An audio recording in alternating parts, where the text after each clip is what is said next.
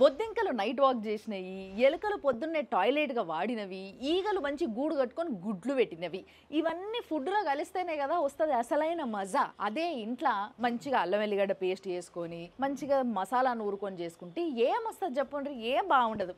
ఎలుకలు, బొద్దింకలు, ఈగలు ఇవన్నీ కాంట్రిబ్యూట్ చేసిన రెస్టారెంట్ల ఫుడ్ తింటేనే ఆ మజా వస్తుందని జనాలు ఎగబడి ఆడికి పోయి మరి వాళ్ళకి బ్రాంచ్ల మీద బ్రాంచ్లు పెట్టిపిచ్చి వాళ్ళకి కోట్లు కూడా పెడుతున్నారు ఇట్లా. మరి ఇప్పుడు ఇవన్నీ ఎందుకు చెప్తున్నా అనంటే సిటీలో 10 బ్రాంచెస్ అబ్సల్యూట్ బార్బిక్యూ వాళ్ళే ఉన్నాయి చూసినరా.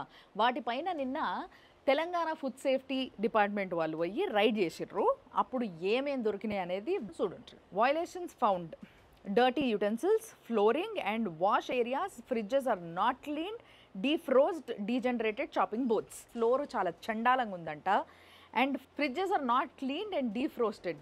Cockroaches and houseflies infestation in Banjara Hills and Gachibowli. Expired food in Medpalli.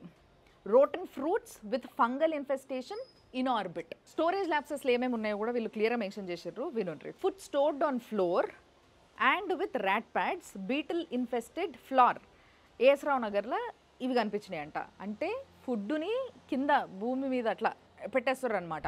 ఇంకా పురుగులు, బీటిల్ ఇన్ఫెస్టెడ్ ఫ్లోర్. పిండికి సంబంధించిన వస్తువు ఆడ తిన్నాం అనుకో, అలా మొత్తం పురుగులే ఉంటాయి. తింటున్నాం, ఓ అద్భుతం అని. rat feces on racks, rusty unhygienic storage, labeling and display violation of food safety and standards regulations 2020 items seized, notice issued, samples lifted, action initiated. Date లేనివి, ఎక్స్పైర్ అయిపోయినవి అవి కూడా వాడుతున్నారు. అండ్ మొత్తం కూడా జంగు పట్టిపోయి అన్హైజీనిక్, చాలా చండాలంగా స్టోరేజ్ ఉందంట.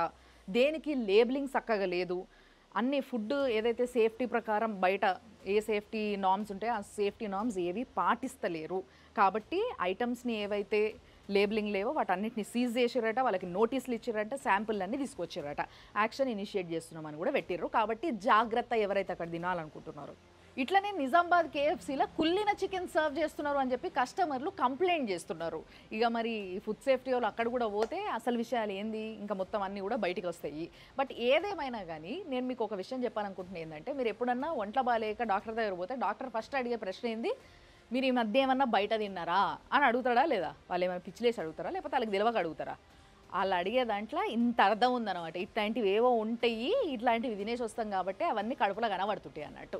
సో చాలా జాగ్రత్తగా ఉండుండ్రి. ఇంట్లో మంచిగా వండుతలేరు అని కంప్లైంట్స్ ఉండొచ్చు అందరికీ, కానీ ఇట్లా బొద్దింకలయ్యి, ఎలకలయ్యి, దోమలయ్యి, ఈగలయ్యి వేసి అయితే వండరు కదా.